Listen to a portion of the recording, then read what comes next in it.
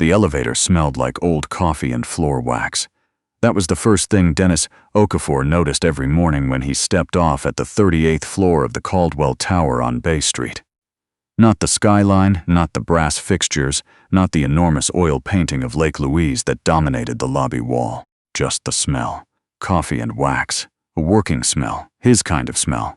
Dennis was 53 years old and had been maintaining the upper floors of Caldwell Tower for 11 years. He drove a 2009 Dodge Caravan with a cracked dashboard and a heater that worked when it felt like it. He wore the same style of dark gray uniform every day, kept his tools in a scratched red toolbox that had belonged to his father, and ate his lunch, usually a sandwich his daughter Amara packed for him the night before, sitting on a folding chair in the maintenance closet on the 37th floor. He was not the kind of man people remembered. He was the kind of man people looked past, which was fine. It had always been fine. Dennis had learned a long time ago that being overlooked had its own kind of freedom. The 38th floor was reserved for executive offices. 3 partners of a development firm that Dennis never quite trusted. A private equity consultant who kept her blinds shut at all hours, and at the far end of the hall, behind a door marked simply with the initials RH, the office of the man Dennis knew only as Mr. Hargrove. Dennis had never spoken more than a dozen words to the man. Didn't know his first name. The floor directory listed him as R. Hargrove Consulting, and that was the entirety of what Dennis had ever been told. He came in early, left late, and sometimes didn't come in at all for days at a stretch. His office was always immaculate. Not the immaculate of a clean person, Dennis had come to understand, but the immaculate of someone who left very little trace of himself. The trash, when there was any, was almost nothing. A few papers. A coffee cup, always from the same cafe on Front Street. Sometimes a small cardboard box folded flat and leaned against the recycling bin with a care that Dennis found oddly touching. It was in November, on a Wednesday morning with ice forming at the bottom edges of the tall windows, that Dennis first noticed something was wrong. He had let himself into Mr. Hargrove's office at 6:45, as he did every other day, with the master keycard and the quiet efficiency of someone who understood that his presence should leave no impression. He began with the windows, spraying and wiping in long strokes. Then the bookshelves, which held a collection of Canadian legal and financial texts, several volumes on northern land rights, and, tucked between 2 thick binders, a small framed photograph Dennis had noticed before but never examined closely. A woman and a young boy standing on a dock somewhere with birch trees behind them. The photograph was old. The colors had shifted toward orange. He moved to the desk. There was a coffee cup, as always. But beside it, slightly behind the monitor, almost hidden, a small orange prescription bottle. The label was turned inward. Beside it, a glass of water that had not been drunk.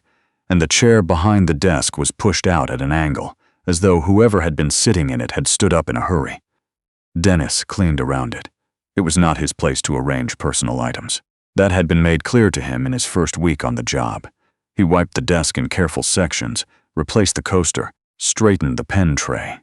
He was about to move to the small washroom adjoining the office when he heard something, a sound from the hallway. Not footsteps, something slower, something careful. He stepped to the door, opened it. Mr. Hargrove was making his way down the hall with one hand on the wall. He was wearing his coat, which meant he had just arrived.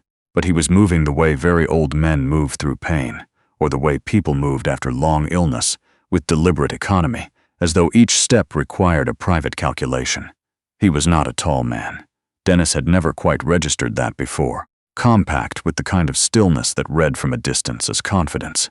Silver hair, always neatly cut. Reading glasses pushed up on his head.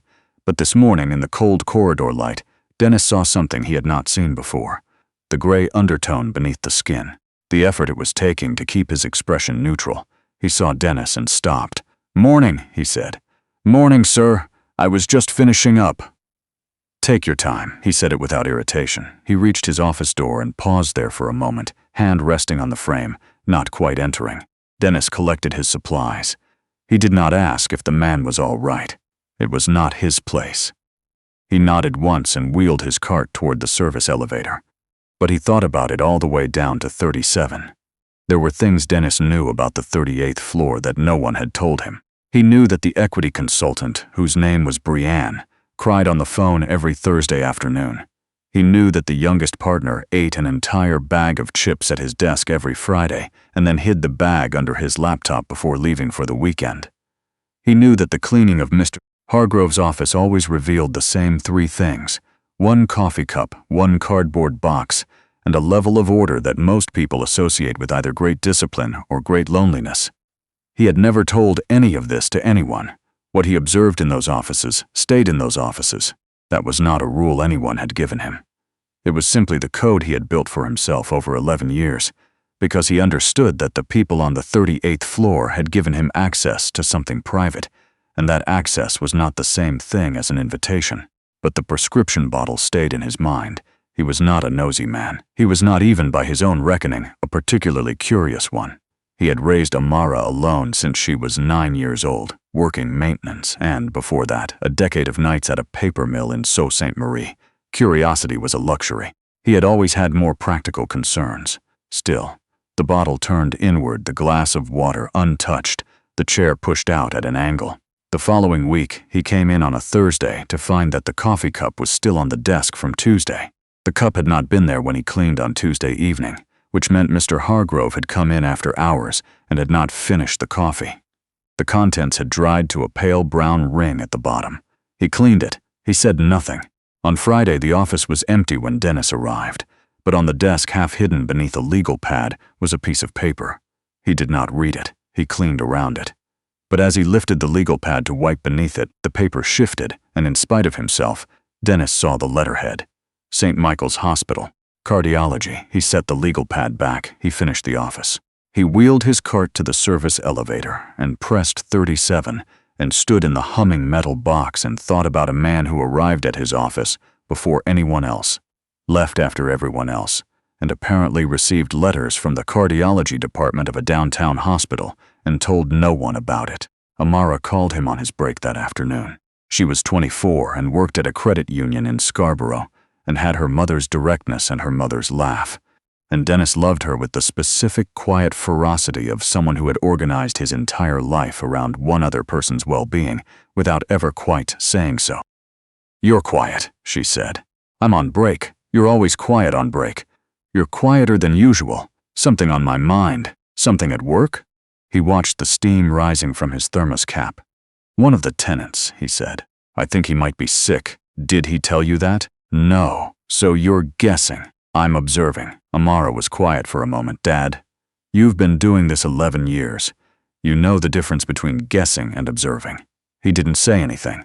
Is he the type who would want someone to ask? Dennis thought about the office, the turned-in bottle, the methodical order, the man walking down the hall with one hand on the wall and his face arranged into something that was not quite fine. "No," he said. "He's not? Then you're stuck." She paused. "Unless you can find another way." He packed up his thermos and went back upstairs.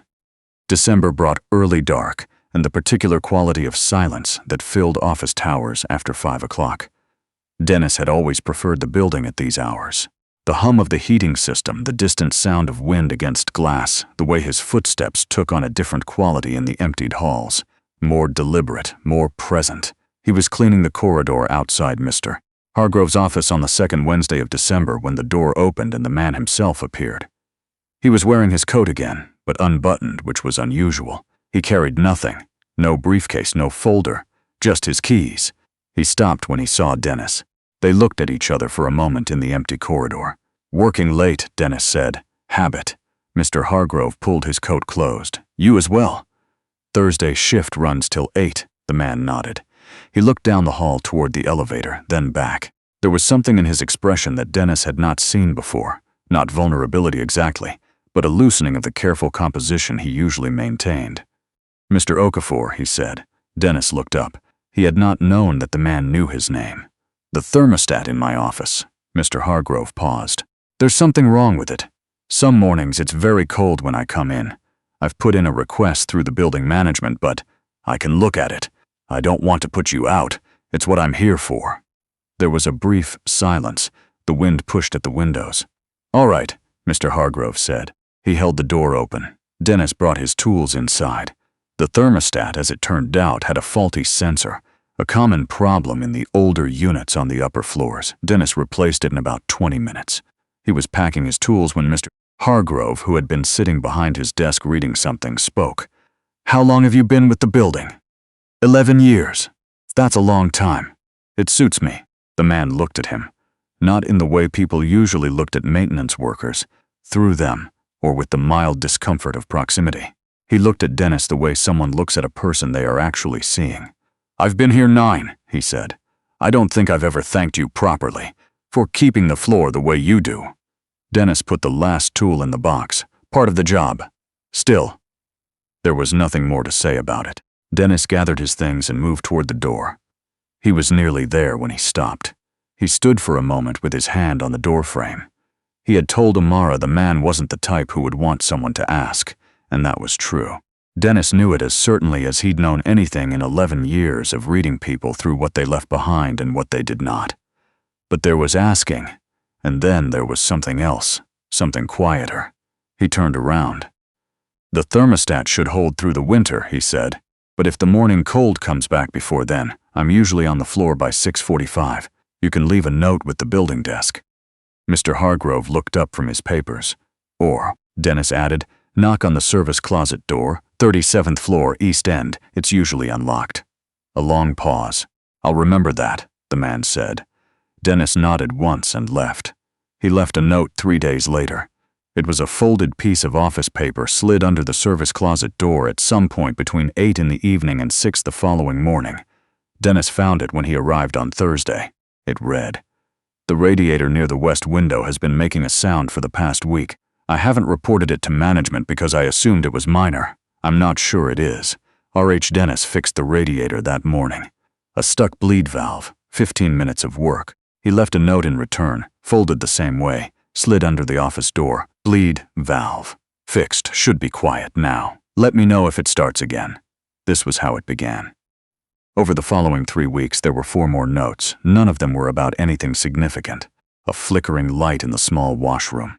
A window latch that didn't quite close. A question about whether the ventilation system on the floor was on a timer. They were maintenance notes. Entirely ordinary.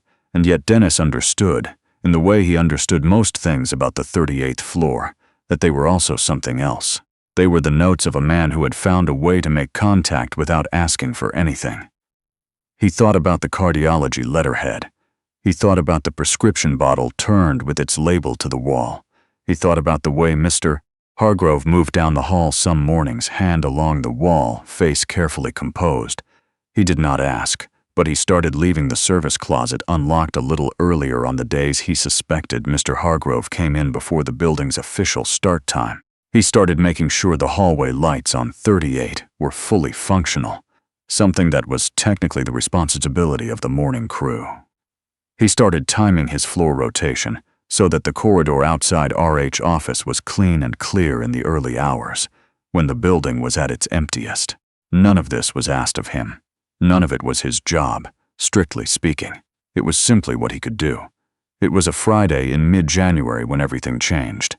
Dennis was at the far end of the hall, replacing a ceiling panel that had been water damaged in the fall, when he heard the office door open. This was just before 7 in the morning. He heard the familiar, careful footsteps in the hall, and then a sound that was different. A pause, longer than usual, followed by something that might have been the wall taking a man's weight. Dennis set down the panel. He walked to the corner and looked down the hall. Mr. Hargrove was standing with both hands against the wall, head lowered, breathing in a way that was controlled and deliberate and clearly costing him something. He had not yet made it to his office.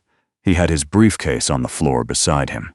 Dennis walked toward him. He did not run. He did not call out. He walked with the same purposeful quiet he brought to every task on this floor, because he understood instinctively that what this man needed right now was not alarm. He reached him and stopped at a careful distance. "Sir!" Mr. Hargrove looked up. His eyes were focused. That was the first thing Dennis checked. Focused and aware, but there was a gray quality to his face that Dennis did not like. "I'm all right," the man said. His voice was steady. "I know," Dennis said. "Let's sit down anyway." He picked up the briefcase. He moved to the nearest office door. One of the partner offices unlocked this early, empty, and held it open. After a moment, Mr. Hargrove followed. They sat, Dennis on the edge of a guest chair, the older man on the small sofa near the window. Outside, the city was just beginning to come to light. The sky over the lake was the particular pale blue of very early January morning. They sat for several minutes without speaking. "It's been happening for a while," Mr. Hargrove said finally. He was not looking at Dennis. He was looking at the window. "The mornings are hard," Dennis said. Not a question. A pause. The cold. The altitude change from the parking garage. Sometimes the walk from the elevator is.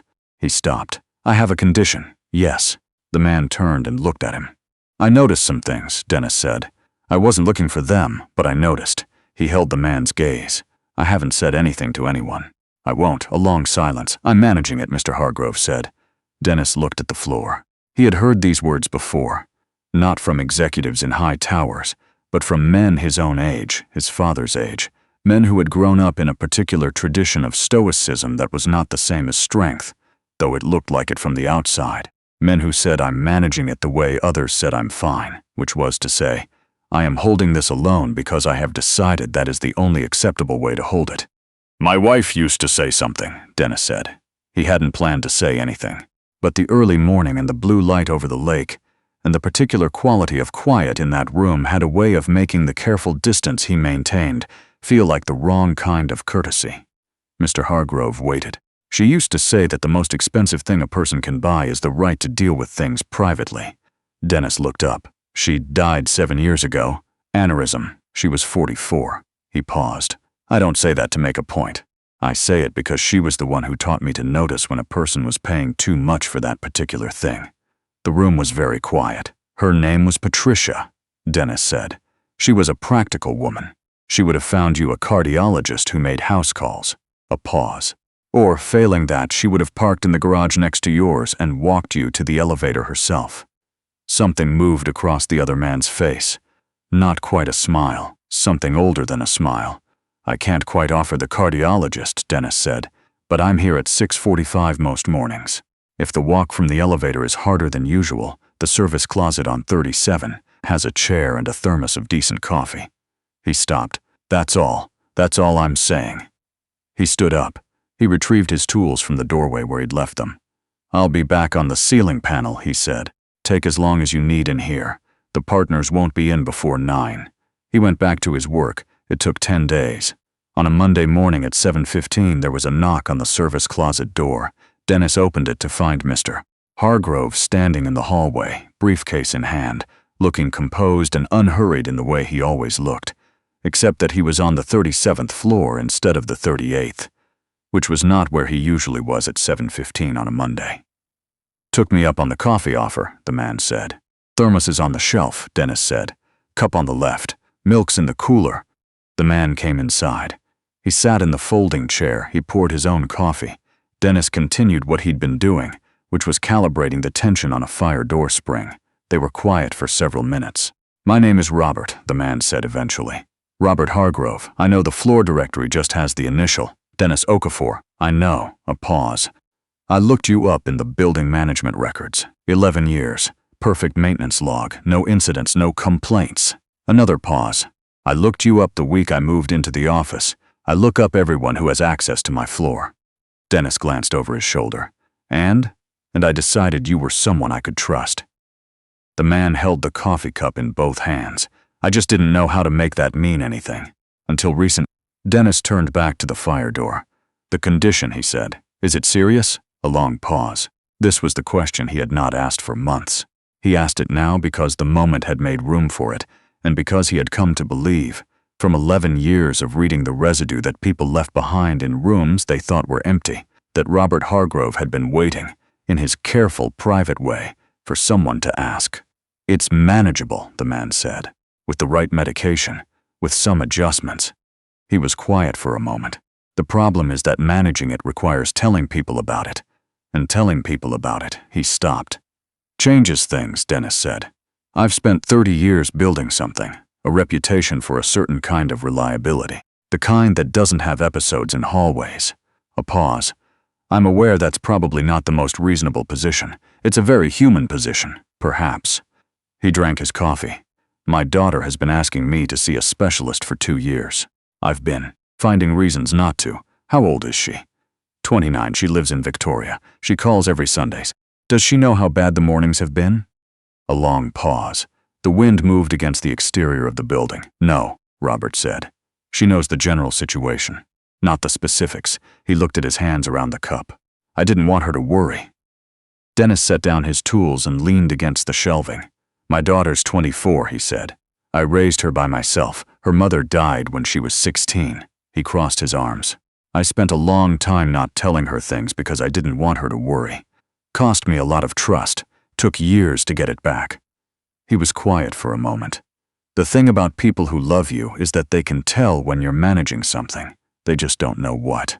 So they worry about everything." Robert looked up. "Call her," Dennis said. "Tell her about the specialist. Let her worry about the right thing."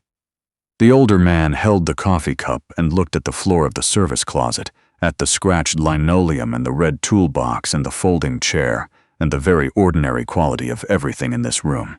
He looked like a man who had spent a long time in rooms that impressed people, and who had not quite known what to do with a room that didn't try. "Yes," he said finally. "All right." He set down the cup. He straightened his coat. He looked at Dennis with an expression that was direct and quiet, and carried in it the particular weight of acknowledgement between two men who had both chosen for most of their lives to carry things alone. "Thank you," he said, "for the coffee. For all of it. Doors unlocked every morning," Dennis said. "Same time." Robert Hargrove nodded. He picked up his briefcase. He walked out into the hall and took the elevator to the 38th floor. Dennis poured himself the last of the thermos and stood in the service closet doorway and looked at the corridor.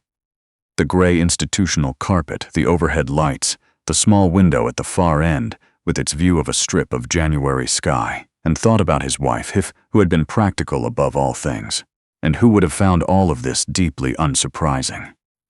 She had always said that the real work of any building wasn't in the walls or the wiring, or the things that made it look like it was holding together. It was in the small decisions made by the people inside it day after day to actually show up for each other. Dennis rinsed the cup. He loaded his cart. He went back to work.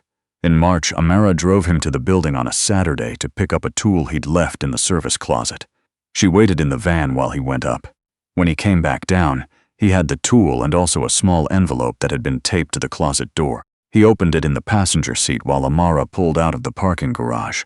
Inside was a card, plain white, no decoration. In careful handwriting, "Saw the specialist in February. Medication adjusted. Mornings are better. My daughter flew in from Victoria for the appointment. She stayed a week. First time since Christmas 2 years ago. RH, the cardiologist does not make house calls, but he does have good hours. I thought Patricia would want to know." Amara glanced over. "What's that?" Dennis folded the card and put it in his jacket pocket. "Just a note," he said. "From a tenant." She looked at him sideways, the way she always did when she knew he was understating something, and said nothing, which was one of the things Dennis had always loved most about her. He watched the city go past the window. The March light, thin and watery but beginning to carry some warmth, and he thought about a man who had spent 9 years in an office at the end of a hall, managing everything alone, and who had finally, because of a folding chair and a thermos of decent coffee, and someone who knew how to be present without making it a performance, called his daughter on a Sunday and told her the truth. Sometimes the most important thing in a building isn't any of the things you can see. It's the thing a person does quietly in an empty corridor when they notice someone is not all right and decide that noticing is enough to make it their business. Dennis had learned that from Patricia. He thought she would have liked Robert Hargrove. Practical people usually recognized each other, eventually, even when one of them had to learn it the long way around.